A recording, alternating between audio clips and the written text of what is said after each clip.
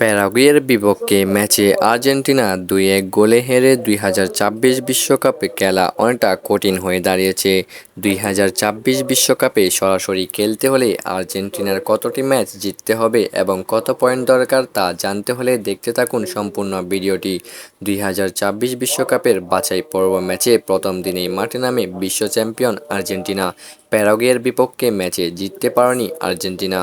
বাংলাদেশ সময় বৃহস্পতিবার ১৪ই নভেম্বর দিবাগত রাত ৩টায় প্যারাগুয়ের মুখোমুখি হয় বর্তমান বিশ্ব চ্যাম্পিয়ন আর্জেন্টিনা। ম্যাচটিতে ২-১ গোলে হেরেছে মেসিরা।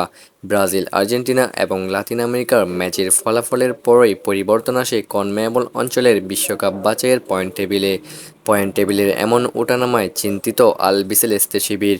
সকলের চিন্তা, যেহেতু আর ৭ ম্যাচ হাতে রয়েছে, সে হিসেবে কী করলে মিলবে ২০২৬ ফুটবল বিশ্বকাপের টিকিট।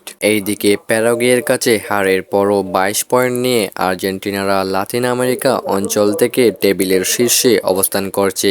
হাতে রয়েছে এখন পর্যন্ত আরও ৭টি ম্যাচ। এর মধ্যে আরও ২টি ম্যাচ জিততে পারলেই ডিফেন্ডিং চ্যাম্পিয়ন আর্জেন্টিনা ২০২৬ বিশ্বকাপের টিকিট কাটতে পারবে। পরের ম্যাচে আর্জেন্টিনার প্রতিপক্ষ পেরু, যেটি অনুষ্ঠিত হবে আগামী বুধবার ২০শে নভেম্বর বাংলাদেশ সময় সকাল ৬টায়।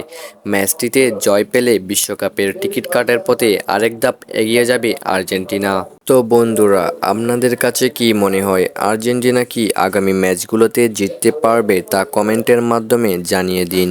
আর আপনি যদি আমাদের চ্যানেলে নতুন হয়ে থাকেন, চ্যানেলটিকে সাবস্ক্রাইব করে পাশে থাকবেন। ধন্যবাদ।